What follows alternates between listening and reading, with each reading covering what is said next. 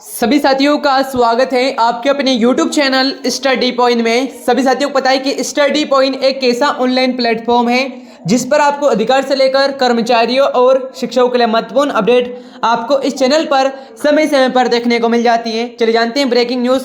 अब पेंशन धारकों की हुई बढ़ेगी पेंशन का भेदभाव हुआ खत्म। चलिए जानते हैं पूरी अपडेट को इस चैनल के माध्यम से जानेंगे। जानने से पहले सभी कर्मचारी अधिकारी से एक निवेदन है कि आपने अभी तक चैनल को लाइक और चैनल को सब्सक्राइब नहीं किया है। सभी कर्मचारी अधिकारी जल्द से जल्द चैनल को सब्सक्राइब करें।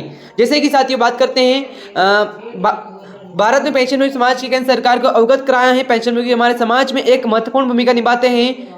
फिर भी पेंशन प्रणाली एक चिंताजनक असमानता मौजूद है जो 2006 से पहले सेवानिवृत्त हुए लोगों पर गलत प्रभाव डाल रही है। ऐसे में पेंशन का भेदभाव तत्काल प्रभाव से खत्म करने की आवश्यकता है। और देखिएगा पूरी अपडेट इस चैनल के माध्यम से सभी कर्मचारी अधिकार के लिए और चैनल को सब्सक्राइब करना ना भूलें। सभी की पेंशन हो एक समान, खत्म हो जाएगी पेंशन का भेदभाव। भारत पेंशनभोगी समाज की कहा है कि भारत का संविधान सभी नागरिकों को मौलिक अधिकारों की गारंटी देता है। संविधान के अनुच्छेद 14 के तहत सभी समानता का अधिकार दिया गया है। यह जीवन के हर क्षेत्र में फैसला हुआ है और जिसमें पेंशन योजनाओं की जैसी सरकारी नीतियां भी शामिल है। ऐसे में भी सभी की पेंशन एक समान होनी चाहिए। पेंशन को लेकर भेदभाव खत्म हुआ और छठे वेतन आयोग की सिफारिश विसंगत। आपको बताएं कि कार्मिक और पेंशन विभाग डीओपीबी पीडब्ल्यू के छठे वेतन आयोग की पीसी के तहत दो अलग अलग फॉर्मूला लागू किए गए। एक 2006 से पहले के लिए और दूसरा 2006 के बाद के रिटायर लोगों के लिए। इससे एक बड़ा भेदभाव पैदा होता है जिसके परिणाम स्वरूप 2006 के से पहले पेंशन में उनके परिवारों की पेंशन राशि काफ़ी कम हो जाएगी। पेंशन को लेकर विसंगति।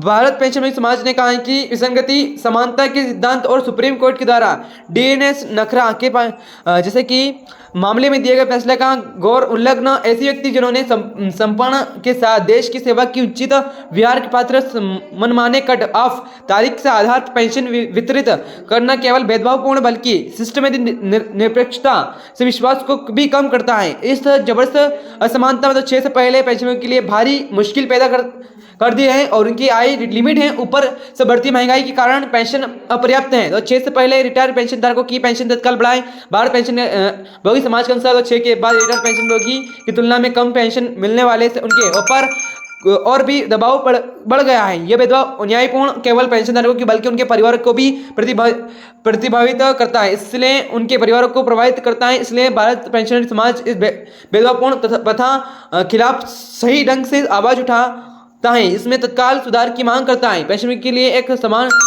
फार्मूला हो गया लागू। डीओपीपी को इस भेदभावपूर्ण नीति को खत्म करने के लिए त्वरित कार्रवाई करनी चाहिए। छठे सीपीसी की सिफारिश के आधार पर सभी पेंशनभोगी के लिए एक समान फार्मूला लागू करना चाहिए, चाहे वह 2006 के बाद रिटायर हुए हों या 2006 से पहले।